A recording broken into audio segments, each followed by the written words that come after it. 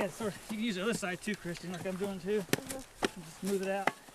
On a cold winter morning, Boy Scouts from Troop 957 in Fayetteville are hard at work clearing trails for Hoke County's new community forest.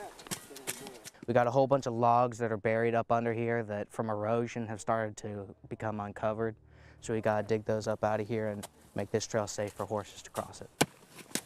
This is Brody Baynard's Eagle Scout project, and just one example of how the community is taking ownership of this project, the first of its kind in the state. I think that it represents possibly the future of Hoke County, or part of our future.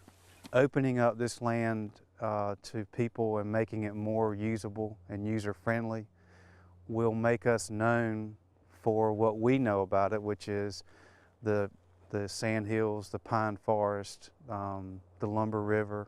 Hopefully that'll be a draw for people to come and live here, to visit here, and to see this as a destination. For recreation, the community forest will provide trails for hiking, biking, and horseback riding. Horseback riders are honestly probably one of the biggest fans of this project because it's going to be the first public free riding area, certainly in the county and probably the region as well. There's not a lot of infrastructure you really need to provide in order for folks to come out and enjoy the activities that they can on this property. And it's something that upon hearing about it, people have really come out of the woodwork to help out with this project, to volunteer, and to see this project realized so they can come out here and ultimately enjoy it. Situated on 532 acres, this property once belonged to International Paper Company. The Conservation Fund purchased the land for $1.3 million in an effort to come up with a plan that would be good for the economy and the environment. The idea behind community forestry is to help people not only own and manage the land, but also to create small businesses, job opportunities that could be tied directly to the land, to sustainably harvesting the timber. Well, I think that this is an opportunity for Hoke County to showcase some of its resources. We don't have the metropolitan area and the shopping and retail that would attract a lot of folks here, but we do have natural resources that we think are quite varied and attractive.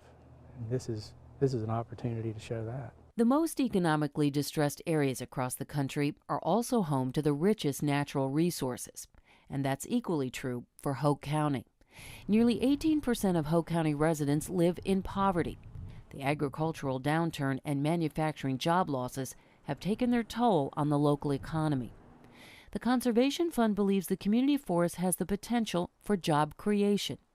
Part of the long-term development plan is to convert a large portion of the land from loblolly pine to longleaf pine, which will also expand habitat for the endangered red cockaded woodpecker. Some of the income that will be generated from this property is going to be through the raking of longleaf pine straw, which is a very non-invasive procedure that will allow the county to recoup some of the funds that they may have gotten through the property taxes for this land. In essence, instead of putting millions of dollars into a shell building or a manufacturing facility, they'll have their own natural manufacturing facility here, and it's going to clean the air.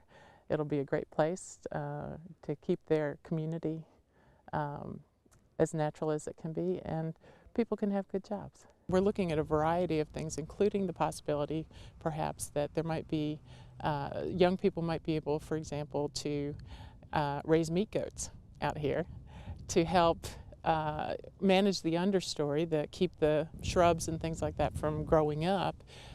That creates good habitat for the woodpeckers, and it also would be an opportunity to create some small businesses for young people. Another benefit of the forest is the buffer it will provide for Fort Bragg. The sprawling Army base is just 1 mile from the town of Rayford. The military needs a buffer because they do things that are noisy sometimes.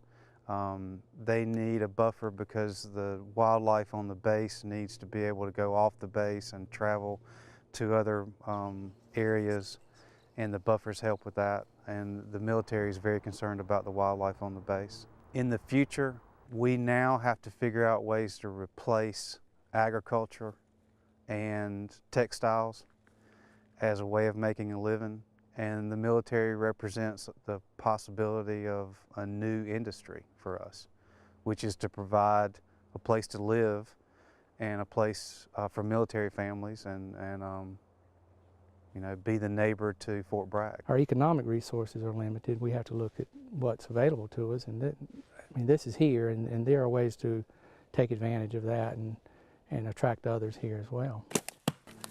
The Conservation Fund admits while the community forest will not create hundreds of jobs, it does offer Hoke County promise for the future. The reality is that very often people do think that you have to choose, that you can either have good jobs or you can have a healthy environment. And when you go back in history, people lived off the land and figured out, in their own words, how to make money off the land without messing it up. And that's really the idea here.